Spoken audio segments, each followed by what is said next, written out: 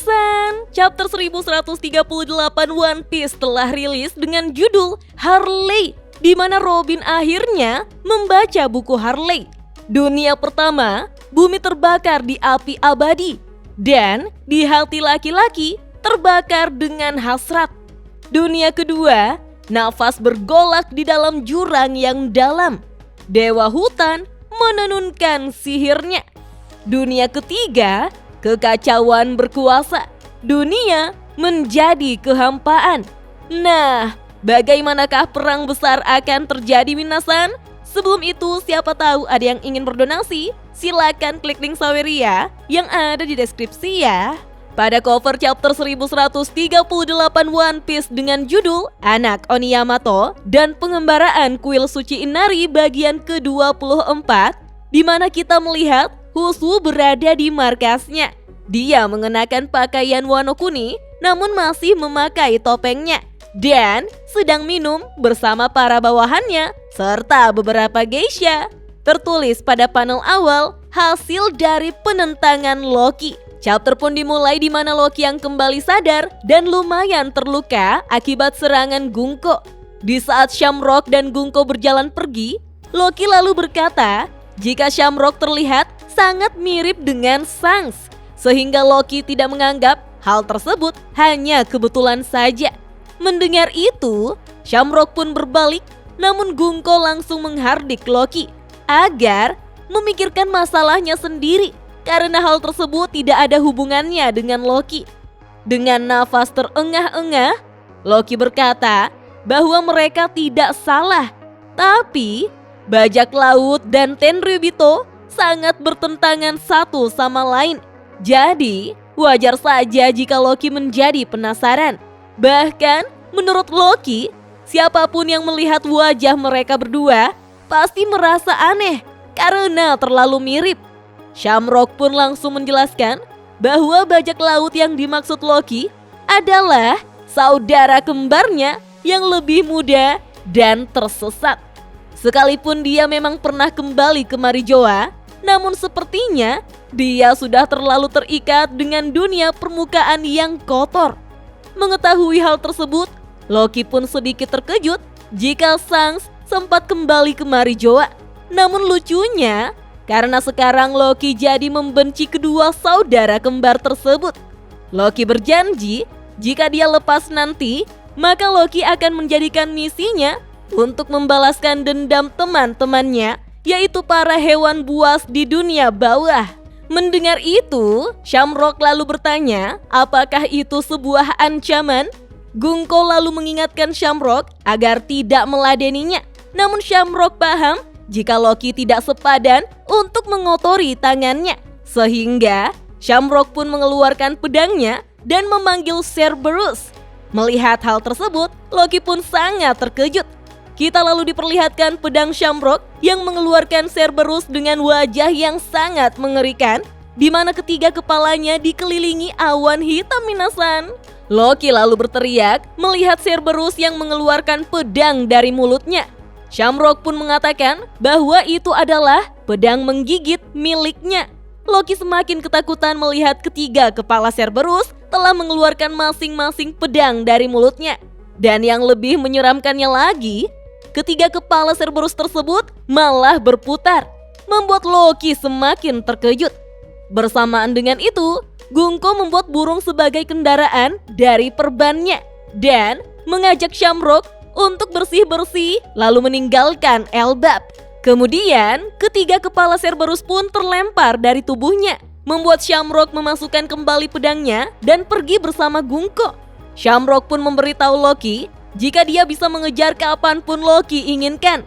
Karena saat itu terjadi, Shamrock akan menghadapinya. Itu pun jika Loki bisa selamat dari serangan Cerberus.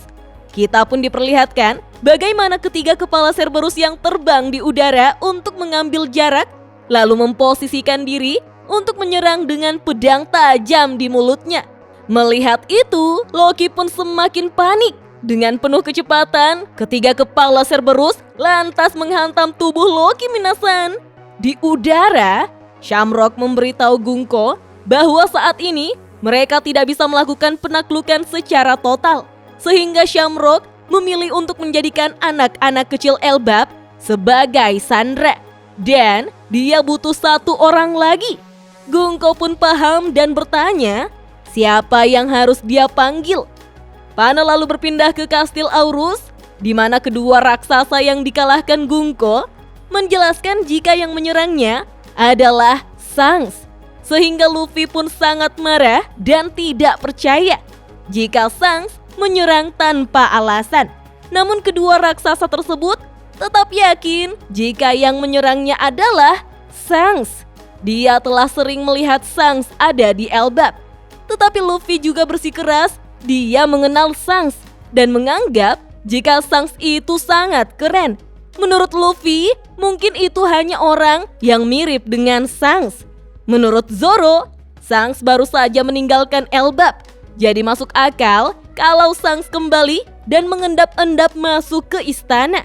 Mendengar itu, Luffy semakin marah karena jika benar, berarti itu bukan Shanks. Luffy percaya jika Shanks itu selalu tenang dan santai.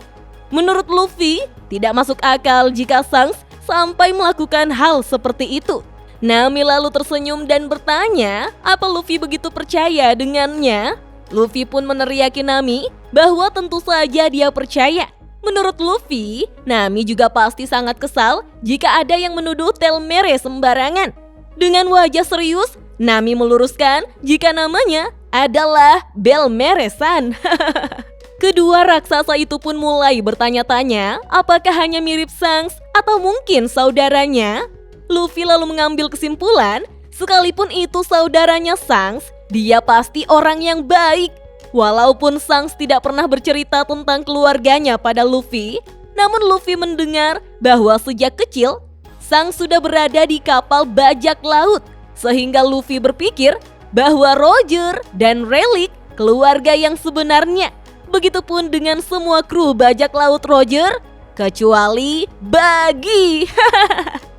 Di saat Luffy menyebut bajak laut Roger, kita pun diperlihatkan kembali pria misterius yang menggunakan topi. Dia sedang berjalan menuju pintu utama Kastil Aurus. Panel lalu berpindah ke pohon harta karun Adam, di mana Franky sangat senang melihat kayu Adam di mana-mana. Namun Ripley tidak tahu jika kayu tersebut sangat berharga di luar Elbap, sehingga Ripley pun berniat untuk menjualnya keluar Elbap sebagai kerja sampingan. Mendengar itu, Franky mengingatkan Ripley jika ia ditugaskan oleh Saul untuk menjaganya, sebab Saul melarang memotong sembarang kayu keramat tersebut. Franky lalu turun dari genggaman Ripley, kemudian melihat mural di kejauhan. Ripley pun menjelaskan jika mural tersebut dari ratusan tahun lalu. Kemungkinan ada anak kecil menggores di kulit pohon hingga menjadi fosil. Dan sekarang dijadikan sebagai situs warisan budaya karena nilai historisnya. Katanya mural tersebut berusia 800 sampai 900 tahun. Jika itu benar, berarti mural tersebut ada sejak pertengahan abad kekosongan. Mendengar itu, Franky pun sangat terkejut dan ingin segera memperlihatkan Robin. Di saat Franky memperhatikan mural itu lebih dekat, dia justru tercengang. Karena menurutnya, gambar tersebut tidak semuanya adalah raksasa. Ripley lalu berkata bahwa sejauh yang mereka tahu, ada masa di mana semua ras bertemu. Sekalipun itu belum terjadi, tapi menurut Ripley, gambar tersebut seperti mimpi seorang anak kecil. Kemudian, panel berpindah ke sekolah Walrus, di mana kelas sedang berlangsung. Sepertinya sekolah ini yang akan menjadi target dari Gungko dan Shamrock ya, minasan. Panel kembali berpindah ke perpustakaan burung hantu, di mana Saul memperlihatkan buku Harley pada Robin. Saul menjelaskan bahwa buku indah tersebut telah melestarikan banyak mitos dan legenda Elbap, sekalipun hal tersebut memunculkan banyak interpretasi. Robin pun meminta izin untuk membaca buku Harley. Dengan sigap, Saul membukakan Robin buku tersebut. Saul menjelaskan bahwa ceritanya dibagi menjadi 3 bagian. Dan bagian dunia ketiga merujuk pada masa sekarang. Dengan kata lain, itu adalah sebuah ramalan. Saul juga memberitahu Robin bahwa legenda Nika diam-diam sudah menyebar ke seluruh dunia. Dan satu-satunya persamaan mereka adalah tawa kencang dan irama dentuman. Saul pun berdansa ala Sangat Nika minasan. Dan akhirnya Robin pun membaca buku Harley. Dimulai dari dunia pertama, bumi terbakar di api abadi. Dan di hati laki-laki terbakar dengan hasrat. Dari bisikan doa, Dewa Matahari bangkit, terpanggil dari yang diperbudak yang menggapai bintang terlarang. Dewa Tanah itu marah. Dengan ular api, mereka menimpa dunia dalam kehancuran. Kegelapan jatuh, kematian berkuasa. Mereka tidak akan bertemu lagi. Dunia kedua, nafas bergolak di dalam jurang yang dalam. Dewa hutan menenunkan sihirnya, mendidik iblis-iblisnya. Sementara matahari menyalakan bara peperangan. Bulan setengah sabit dan purnama bermimpi. Namun mereka yang membelokkan matahari mendewakan diri mereka sendiri. Memanggil kemarahan dewa laut. Mereka tidak akan bertemu lagi. Dunia ketiga, kekacauan berkuasa. Dunia menjadi kehampaan. Namun waktu tidak menghapus ingatan akan hari yang dijanjikan. Bayangannya tampak jelas saat suara bulan setengah menggema melewati masa. Dan sekali lagi, Dewa Matahari akan bangkit, tertawa, menari, membimbing dunia menuju babak akhir. Matahari terlahir kembali, fajar baru akan menyongsong. Pasti kali ini mereka akan bertemu. Dan kita pun melihat mural yang sungguh sangat keren ini minasan. Mulai dari Maxim, Pluton, Noah, budak, para raja, Lily, Lunarian, Emmet, simbol fajar, raksasa kuno, pedang Elbap, samurai, suku Mings, Tontata, monster laut, raksasa, Uranus, Labun, Poseidon, dewa hutan, Imusama, Mother Flame, bulan, dan ular yang sepertinya adalah Red Line. Tertulis pada panel akhir, sebuah mitologi yang dalam terungkap.